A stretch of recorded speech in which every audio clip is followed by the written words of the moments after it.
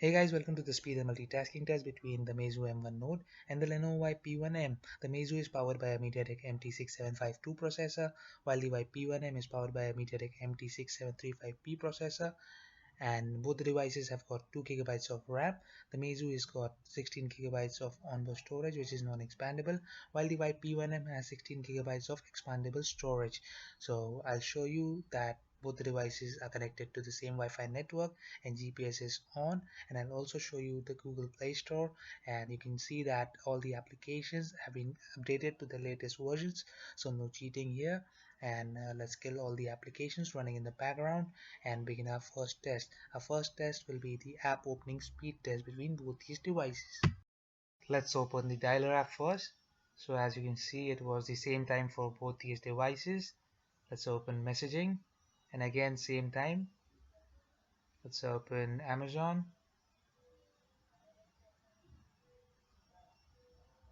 and the Meizu M1 Note was the first to open it up. Let's open Flipkart,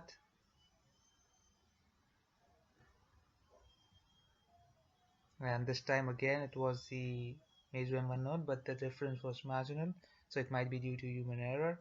And while opening Facebook, again the difference was negligible, so same time for both these devices. And while opening Twitter, it was the Meizu M1 Note which was first to load it up, and while opening WhatsApp it was the YP1M. So now we are opening Google Maps, and this time it is the YP1M. So let's move on to YouTube now.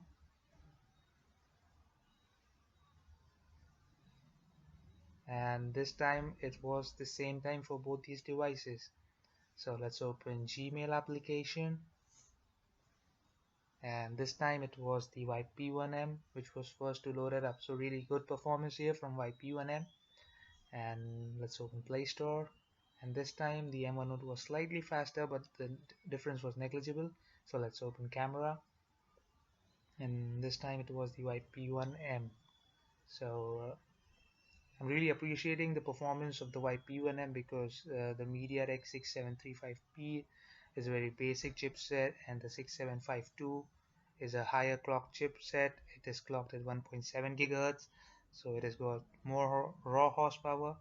But you should also remember that it has to power a 5.5-inch 1080p display. So as you can see, while opening Subway Surfer, the Meizu M1 Note was first to load it up, and the YP1M is taking a lot of time.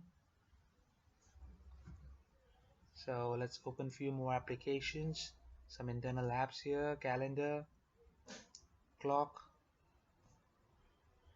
and calculator. So it was almost the same time for all the applications, and now let's move on to our second test, that is the multitasking speed test. Here the Meizu M1 Note has slight disadvantage. As you can see, it is showing only 8 applications.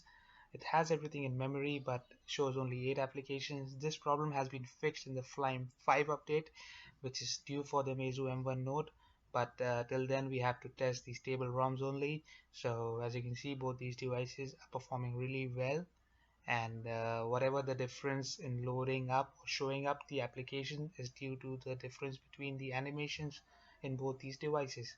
So both these devices are having all the applications running in the background, and they are working flawlessly. As you can see here, the difference is in the animation. So now let's move on to our next test, that is the internet browsing speed test.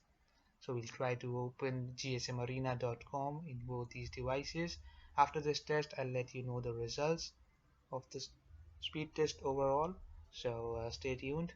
And as you can see, the Meizu M1 Note was slightly faster in loading the first link, and again even in the second link. So let's open one more, and this time the YP1M was slightly faster. Let's open another one. This time it was the M1 Note, and let's open one more link. This time the YP1M did not register the touch properly. So that was it. That was about the browsing speed test, and now it's time for the results.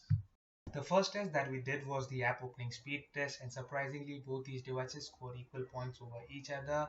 and I'm really surprised and amazed and happy for the Lenovo YP1M because it's got really nice as compared to the Meizu M1 Note, because the Meizu M1 Note has a higher clock chipset and is more powerful, but the YP1M did really well. I'm happy for that. And the second test that we did was the multitasking speed test. Here I'll give a negative point to the Meizu M1 Note because it showed only 8 applications running in the background, and that was a restriction to our testing because we could not test it to the full potential, but both the devices got equal points, but one negative point to the Meizu M1 Note. And the last test that we did was the browsing speed test, and this time it was the Meizu M1 Note which took the cake. The result of the speed and multitasking test between these two devices was a tie. If you would like to see more such videos of speed and multitasking tests between different devices, make sure to check the description of this video.